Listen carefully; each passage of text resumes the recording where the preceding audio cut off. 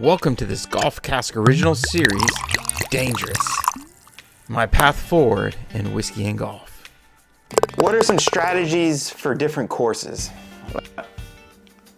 That's a good question. When we train for golf, we have to train for what we're getting ready to go compete in. If I play the same golf course every weekend, then I'm going to set up my training and my regimen of how to prepare for the golf course the same. If I'm playing varied courses, I need to change my attitude in training and thinking as we're going forward to what the course is going to play. Give a great example. My son played in a junior tournament yesterday. I was out there watching him. It was a really tight course, not very long, but it was tight. By tight, I mean the fairways were really tight, the greens were small. But the overall distance wasn't very long. So a lot of the shots coming in, you're using smaller clubs. So you're using wedges, 9-irons, 8-irons, things along that line. So what the sole purpose of that golf course, preparing for that, all we worked on were iron play off the tee, keep it in the fairway because we don't have to be long, and then really trying to be precise as we can with our ability to hit our 8-iron and below. We did a lot of finger dispersion work. Again, trying to control left to right laterals. If you don't understand finger dispersions and you are a golfer, go into Golfcast, go under the finger dispersion category and go watch those videos. There's 6 videos I did with Rob Fales. They're spectacular.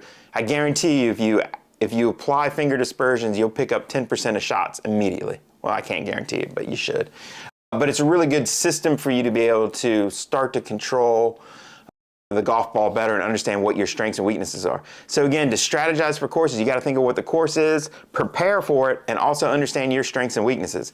If my driver is still my strength and I can manage this golf course and keep my tolerances very tight and hit a bunch of fairways, then it's still good to hit, drivers. But again, we can't go to golf courses and have big glaring holes and then set up where those glaring holes are going to be a disproportionate amount of our shots. If for some reason I can't hit an iron off the tee box, then I can't go into a golf course and start to think I'm going to hit long irons off the tee box and that's going to be the way to play the golf course. If I'm incapable of doing that, I've got to figure out a different route. Maybe it's playing even more of a mid-iron, or maybe it is playing a wood or a 5-wood or a 7-wood or something off the tee. But again, so strategy, you got to understand what the golf course wants to do to you, what you're capable of doing, and then the other piece would be, when do I have to override the system? So to me, strategy-wise, is if I'm coming down the stretch and I'm trying to win a tournament, I might need to override the system. So maybe I have to hit a driver because I need the extra distance on a par 5 so I can get there in 2 because I'm down 2. So again, being flexible in your strategy is really important. You have to understand the moment, where you are and what is needed and what are my goals, and then conform as well. But I would say most people going to golf courses as a dangerous golfer mess up because they don't strategize and think about training leading into the event. They're more at the event reacting to the golf course. I don't ever want to react to the golf course. I want to go in and have a true plan, and I'm going to have a couple A plan, B plan, C plan.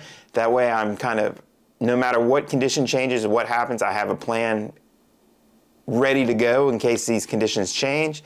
I don't want to react on every shot because golf is really, really difficult if we're reacting on every single shot. Understanding my strengths and weaknesses, so I need to strategize my training and my abilities and put myself in positions as much as I can where I can perform. And then, of course, understanding where we are in time. It's really, really important.